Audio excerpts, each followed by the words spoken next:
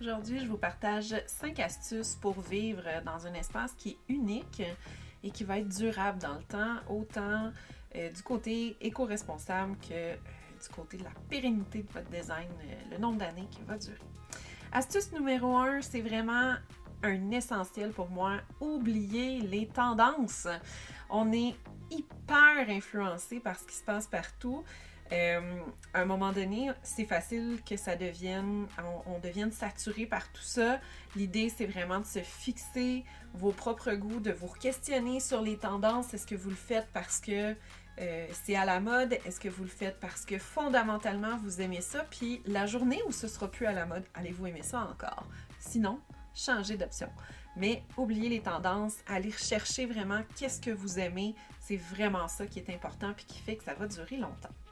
L'autre, c'est de valoriser. Le numéro 2, c'est vraiment de revaloriser l'existant. Donc, de mélanger le neuf avec l'existant, ça va vraiment permettre de donner à votre espace du cachet, que vous n'aurez pas l'impression de vivre dans un Airbnb ou dans une construction neuve ou un catalogue de magazines finalement.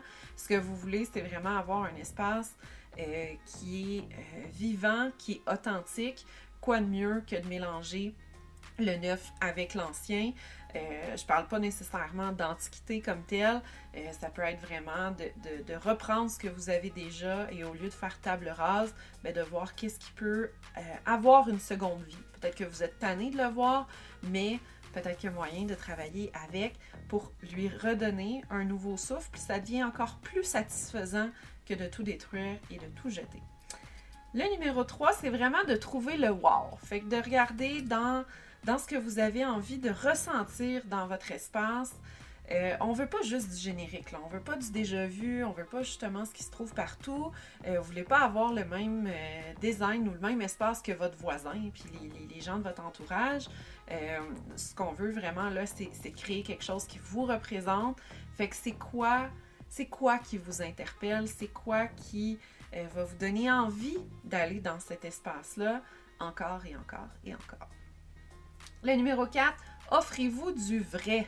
Donc, le vrai, oui, du côté de noir sur blanc, c'est sûr qu'on est des grands promoteurs de l'art parce que c'est vraiment une source d'authenticité qui va au-delà de juste le beau qui est en surface, qui est cosmétique et c'est tout.